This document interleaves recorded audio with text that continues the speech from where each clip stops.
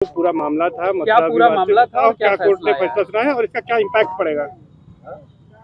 देखिए आज जो honourable Allahabad high court court number 71 honourable justice Mayank Kumar Jain साहब की कोर्ट ने 3:50 शाम को एक बहुत ही महत्वपूर्ण फैसला मथुरा को लेकर सुनाया। वो फैसला यह था कि जो डिफेंडेंट नंबर 2 मुस्लिम साइड का जो रिकॉल अर्जी थी कंसोलिडेशन को लेके कि कंसोलिडेशन का सूट का कंसोलिडेशन के फैसले को वापस लिया जाए, रिकॉल किया जाए, उसको बहरहाल आज जो है ऑनरेबल हाई कोर्ट ने खारिज कर दिया और इससे सूट के ट्रायल का रास्ता, स्मूथ रास्ता जो है अब क्लियर हो गया। अब फ्रेमिंग ऑफ इश्यूज की तरफ हम लोग बढ़ेंगे और निश्चित तौर पे ये एक बहुत बड़ी जीत है। देखिए सिविल सूट में क्या होता है कि फ्रेमिंग ऑफ इश्यूज महत्वपूर्ण है, अब उसकी तरफ हम बढ़ेंगे 6 नवंबर को दोपहर 2 बजे, इस पर फर्दर डेट है। अच्छा, इसमें जो है अब क्या वाद बिंदु आगे तय हो सकेंगे क्या? हाँ, मैं वही कह रहा हूँ, वाद बिंदु फ्रेमिंग ऑफ इश्यूज इसमें अब इसमें अगला जो स्टेप है वही है। ये इनका ऑब्स्ट्रक्शन पैदा करने का था, इसमें कुछ लीगल बैकिंग बहुत नहीं था मुस्लिम साइड की रिकॉल अर्जी में। क्या मुस्लिम पक्ष के खिलाफ अब और कहीं जाने का विकल्प खुला है? ये वो तो ऑनरेबल सुप्रीम कोर्ट में भी इन्होंने मेंशन किया था, लेकिन ऑनरेबल सुप्रीम कोर्ट ने कहा कि आप हाई कोर्ट जाइए, रिकॉल के लिए जाइए, इसके खिलाफ कंसल्टेशन के खिलाफ जो भी आपके पास रेमेडी है उसको एग्जॉस्ट करिए। तो इन्होंने उसको एग्जॉस्ट किया, तो अब ऑप्शन यही है कि ये ऑनरेबल सुप्रीम कोर्ट जाएंगे इस फैसले के खिलाफ। वो नहीं जाना चाहिए। हम तो तैयारी तो हमारी पूरी है, लेकिन हमारा ये कहना है कि क्यों डिले करना है, इसमें डिले की क्या बात है। आइए मेरिट पे जो है ऑनरेबल कोर्ट को डिसाइड करना है और मेरिट पे बात जो प्रोसीडिंग को आगे बढ़ने दिया जाए।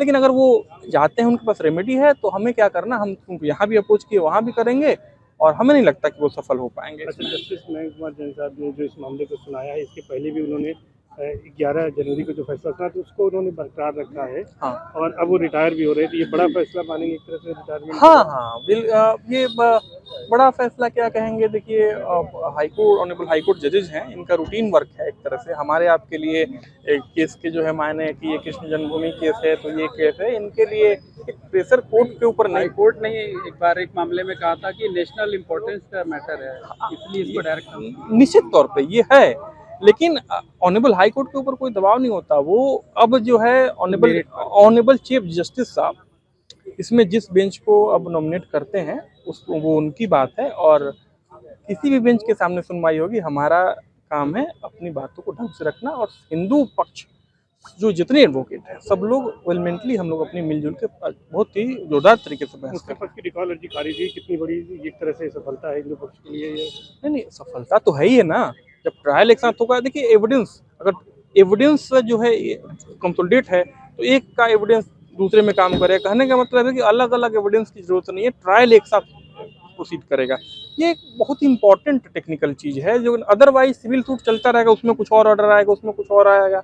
यहाँ पर क्या है, कंसोलिडेशन बहुत आवश्यक था और वो सही है। आज रिकॉल अर्जी जो है रिजेक्ट हुई है, ये हमारी बहुत बड़ी जीत है हिंदू साइड की, और हम समझते हैं कि जो भी मुस्लिम साइड आगे बढ़े उनकी मर्जी। मथुरा के श्री कृष्ण जन्मभूमि और शाही ईदगाह मस्जिद विवाद में मुस्लिम पक्ष की रिकॉल अर्जी को इलाहाबाद हाई कोर्ट ने खारिज कर दिया है। हिंदू पक्ष की याचिकाओं को एक साथ सुने जाने का रास्ता अब साफ हो गया है। क्या पूरा मामला था, हाई कोर्ट ने आज क्या फैसला सुनाया और मुकदमों की सुनवाई पर इसका क्या इम्पैक्ट पड़ेगा, इस पर हमारे साथ बात करने के लिए हिंदू पक्ष के अधिवक्ता सौरभ तिवारी जी हैं। सौरभ जी, क्या पूरा मामला था और आज क्या फैसला आया है? देखिए मामला ये था कि मुस्लिम साइड के द्वारा डिफेंडेंट नंबर 2 उनके द्वारा एक एप्लीकेशन मूव किया गया था, रिकॉल एप्लीकेशन नंबर 29A, कि सारे सूट को जो है कंसोलिडेशन, जो 15 सूट कंसोलिडेट हैं उनके खिलाफ उनकी अर्जी थी कि इसको कंसोलिडेशन को ख़त्म किया जाए और सारे सूट का ट्रायल अलग अलग हो। उनकी जो ये डिमांड थी रिकॉल अर्जी ऑनरेबल हाई कोर्ट के ऑर्डर को रिकॉल करने की। लेकिन आज ऑनरेबल हाई कोर्ट ने court number 71 honourable justice Mayank Kumar Jain साहब की कोर्ट ने आज उस रिकॉल अर्जी को डिसमिस कर दिया, रिजेक्ट कर दिया और एक रास्ता अब साफ हो गया कि सारे सूट्स का ट्रायल 15 जो हैं 3 अलग, तो सबका ट्रायल एक साथ होगा। और ये सब एक हिंदू पक्ष की बहुत बड़ी जीत है, क्योंकि ट्रायल होगा तो समय बचेगा, और जब समय बचेगा तो, और सबसे बड़ी बात है कि कंट्राडिक्टरी ऑर्डर्स नहीं होंगे, एविडेंस जो है कलेक्टिवली दिए जा सकते हैं। अलग अलग सूट मैंने एक एविडेंस दूसरी जगह काम करेगा। एक तरह से टेक्निकली ये बहुत ही अच्छा फैसला है और सबके हित में है, न्याय के हित में। मतलब 11 जनवरी का जो आदेश था उसे कोर्ट ने सही माना है और उस फैसले को बरकरार रखा है। जी हाँ, बरकरार रखा है। हमारी भी यही रिकॉल अर्जी के खिलाफ हिंदू साइड ने जो आर्गुमेंट किया था हम लोगों ने, वो यही किया था कि वो बिल्कुल सही है, सीपीसी के अकॉर्डिंग है और ट्रायल एक साथ होना बहुत ज़रूरी है, समय बचेगा, कंट्राडिक्टरी ऑर्डर्स नहीं होंगे और नेचर भी सूट का तो एक है। मुख्य बात है कि जब सूट का नेचर एक है तो कंसल्टेशन होना ही चाहिए। जी। अच्छा, मुस्लिम पक्ष की तरफ से एक बड़ी दलील ये दी गई थी, कहा गया था कि जब तक मुकदमों की पोषणीयता तय नहीं हुई है उससे पहले कंसोलिडेशन किया गया जो है वो इस आधार पर रिकरल अर्जी जो है वो एक्सेप्ट होनी चाहिए। आप लोगों ने क्या दलील दी थी उस पर?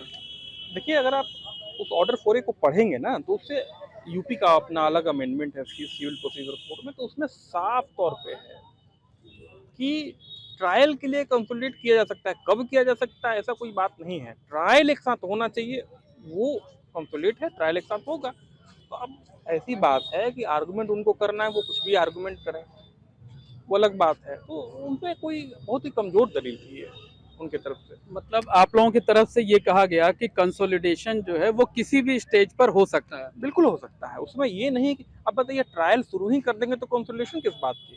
कंसोलिडेट करेंगे तब ना ट्रायल करेंगे। एक सिंपल सी लेमन लैंग्वेज में भी अगर समझा जाए, अदरवाइज सीपीसी में देखा जाए तो कहीं कुछ बार नहीं है इसको लेके।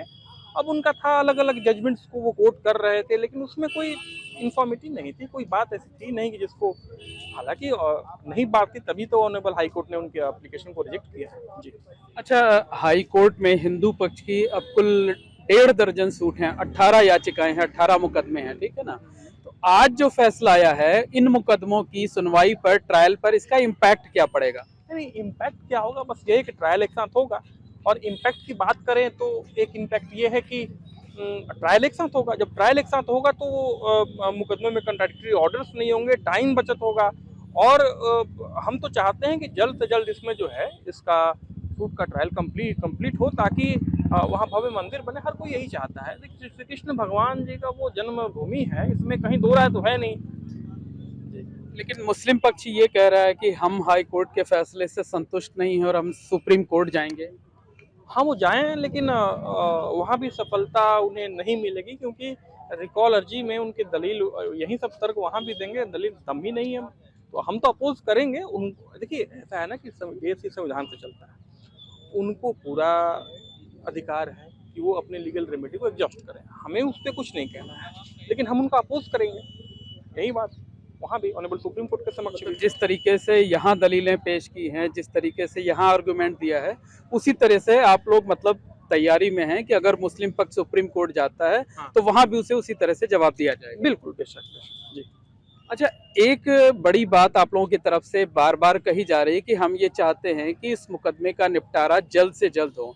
क्या डे टू डे हियरिंग को लेकर के कोई एप्लीकेशन आप लोगों की तरफ से दाखिल की जाएगी भविष्य में, ताकि इस मुकदमे का निपटारा जल्द से जल्द हो सके? देखिए, किसी भी सिविल सूट में जो शुरुआती स्टेज बहुत उलझाऊ होते हैं, उसमें तमाम, आप किसी को ऑनरेबल कोर्ट तो रोक तो सकते नहीं एप्लीकेशन डालने से, इंटरिम एप्लीकेशन लोग मूव करते रहते हैं। जो एक बार ट्रायल जब इशू फ्रेम हो जाए तो देखिए, सिविल सूट है, डे टू डे ट्रायल शायद संभव ना हो पाए, लेकिन अल्टरनेट डे पे ट्रायल ये तो हो ही सकता है। स्पीडी ट्रायल हो सकता है, और date the convenience of honourable court and parties. ये नहीं है कि लंबी डेट नहीं पड़नी चाहिए, ट्रायल स्मूथली चले, स्पीडी हो, हम यही चाहते हैं। अच्छा, एक आखिरी सवाल ये है कि इस मुकदमे में अब क्या क्या, अभी तक तो ट्रायल शुरू नहीं हुआ है, क्या क्या प्रक्रिया अब होगी, किस किस स्टेज पर, कैसे कैसे?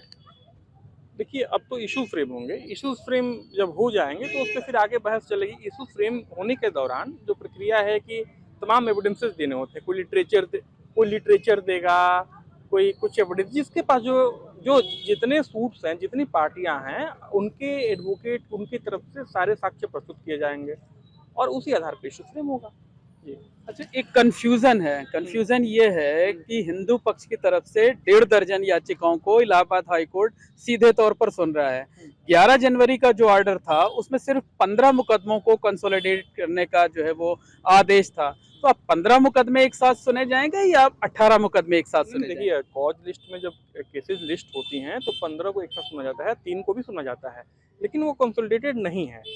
3 को इसलिए नहीं किया गया क्योंकि उनके कुछ नेचर थोड़ा अलग थे, तो उसको कंप्लीट नहीं किया गया है। तो बहरहाल कॉज लिस्ट में एक ही डेट में सुनवाई होती है, लेकिन 15 का जो एविडेंस का होगा, इशू फ्रेम होंगे, वो एक साथ होगा, उनका अलग अलग होगा 3 का, यही फर्क रहेगा। तो जी। इशू फ्रेम करने की कार्यवाही कब से शुरू होगी अब? और चूंकि जो इस जज के यहाँ जिस बेंच में मामला चल रहा था वो रिटायर हो रहे हैं, तो अब इसमें क्या प्रक्रिया हो सकती है? देखिए, प्रक्रिया है इसमें, ऑनरेबल चीफ जस्टिस साहब का जो डिसीजन होगा वो किसी ऑनरेबल जज को, बेंच को जो है वो नॉमिनेट करेंगे, वो उनका होगा, क्योंकि 6 नवंबर को इस मामले में जो सुनवाई दोपहर 2 बजे है, तब तक तो ऑनरेबल जस्टिस महकुमा जान साहब रिटायर्ड हो जाएंगे। तो उसके बाद एक नई बेंच को, ये ऑनरेबल चीफ जस्टिस साहब का डिस्कशन है, और जो भी बेंच में जाएगा हम अपनी बात कहते आए हैं, आगे भी कहते रहेंगे, और हम चाहते हैं कि जल्द से जल्द इसका इशू फ्रेम हो, वही हमारी डिमांड रहेगी। तो धन्यवाद। ये हैं सौरभ तिवारी जी, जो कि हिंदू पक्ष के वकील हैं। इनका साफ तौर पर कहना है कि आज हिंदू पक्ष की बड़ी जीत हुई है। हिंदू पक्ष की याचिकाओं को एक साथ सुने जाने का रास्ता साफ हो गया, और अगर मुस्लिम पक्ष सुप्रीम कोर्ट जाता है तो वहां भी जो है उसकी याचिका का, उसकी अर्जी का विरोध किया जाएगा। For exclusive and insightful videos, subscribe to our new channel ABP Live Premium.